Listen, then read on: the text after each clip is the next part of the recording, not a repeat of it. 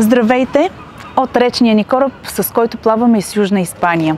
Освен по река, се вляхме и в Атлантическия океан, но корабът ни това го позволява. Корабът е дълъг около 110 метра, капацитетът му е около 90 кабини и имаме няколко места, в които можем да изкараме свободното си време, докато плаваме, докато достигнем следваща точка.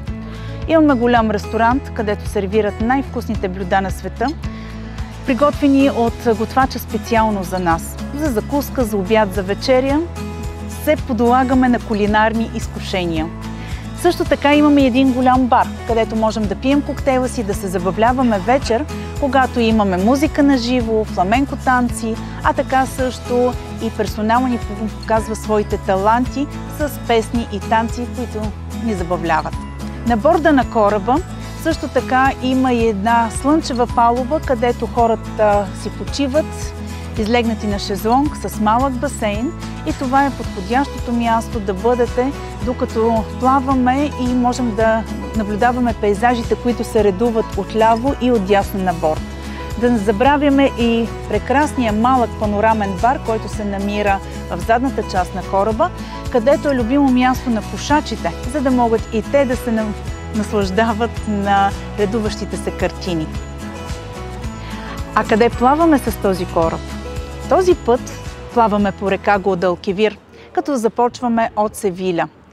Севиля, знаете, че е един от най-красивите градове на Испания, с площада Испания, с катедралата, с парка на каравелите, с еврейския квартал.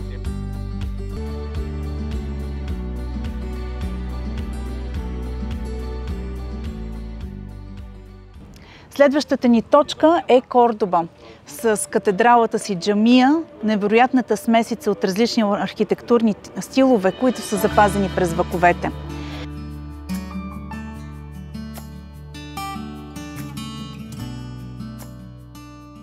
Спираме в Хасиенда Исламинима, където ни посрещат любезни домакини с шоу с танцуващи коне. Невероятно изживяване, най-красивите танци, които сме виждали през живота си.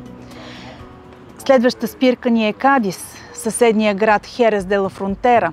Градове, които са свързани с мореплаватели, с историите за Христофор Колумб и търговията с екзотични товари, идващи от Америките. Следваща спирка ни е малкото градче Лепорто де Санта Мария, което уютно се е сгушило в устието на реката, за да може да ни покаже красивата си църква и първата карта, която е направена през 1500 година, рисуваща новооткритите американски земи. Гранада, естествено, една от любимите ни спирки, защото там е дворецът Алхамбра. Едно място, което с замъка си и с градините остава завинаги един прекрасен спомен от това пътуване.